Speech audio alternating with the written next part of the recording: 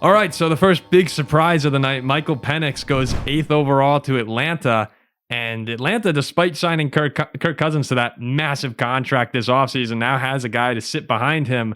And look, Kirk is also an awesome teammate. So Kirk is a great guy to put someone behind for a few years. There's two ways to look at this for Atlanta. And one way, my dad said if he were Kirk Cousins, he'd be pissed off right now because Kirk is 35, about to be 36 years old, coming off the Achilles injury, going to Atlanta, hoping to win a Super Bowl. At this point for Kirk Cousins, everyone knows it's not about money for him. Well, actually, going to Atlanta was a lot about money, but in Kirk's mind, and from seeing him on quarterback, listening to him for so many years, this is a guy who wants to win a Super Bowl badly, desperately. And for Atlanta, with the 8th overall pick, to go and take Michael Penix, as opposed to building up that defense, they had the number one defensive player, whoever they wanted on their board, could have been taken with that selection. And they've needed an edge rusher for so long. It's been since 2016, I believe, since they've had a double-digit sack player. And to go quarterback and say, okay, Kirk, can you train this guy? Can you get him ready for when by the time he plays, he'll probably be 26, 27 years old, depending on how long Kirk Cousins is in Atlanta. Michael Penix is going to be 24 this upcoming football season. I can easily see a situation where Falcons fans sit back and go, what the hell are we doing? Why are we not trying to go all in now? Because that's the mentality we've had this entire offseason. Why would we not continue to build up in the areas where we need to? Because we feel the rest of the team is competitive. You have Cousins, you have Drake London, you have Kyle Pitts, you have Bijan. That offense is ready to go. Fix the defense and get in a situation where you can run through a weak NFC South where you go get guys who can chase after Bryce Young, Baker Mayfield, and Derek Carr, the guys who can make mistakes when pressure's on them. Try and really complete this team. I totally get it. On the flip side of that, as a Viking fan, I am very, very aware that drafting a quarterback to sit behind a very good quarterback can work out. Now, it doesn't happen all the time. You see it fail once in a while, but from experience with a team in Green Bay, when it works out, it happens to work out for them a lot. So Michael Penix has a lot of talent. He's not necessarily a mobile quarterback, especially with the injuries he's had. He's very accurate. He's got a strong arm. Think about the Michael Penix you saw in the Texas game, who was just lighting up the Longhorns. I do think Michael Penix, in the eyes of the general public, a lot of people lost respect for him. Not respect, but a lot of people came down on him after the Michigan game. And that Michigan defense was really, really good. And that was a bad game for Penix. But the contrast from the Texas stardom to the deflating feeling after the Michigan game has led a lot of people to think that Penix is a later first round quarterback, or maybe even a second rounder. There are a lot of people who liked him a lot.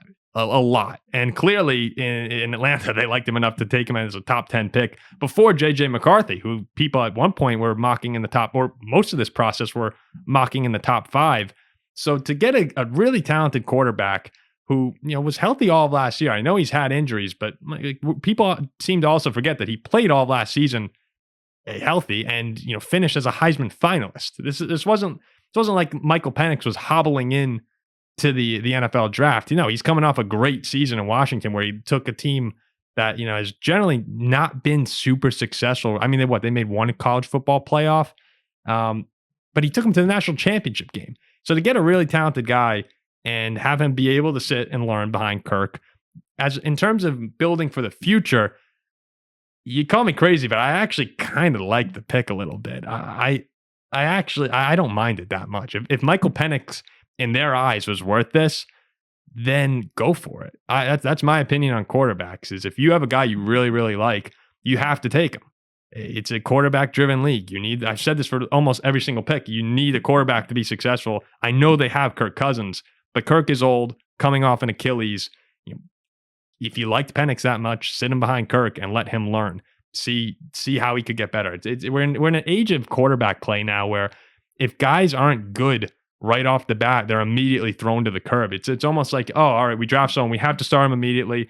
And when he sucks, which he probably will because it's the NFL, it's really hard, we're going to bench him and we're going to move on. It's a crazy instant gratification league at the quarterback position.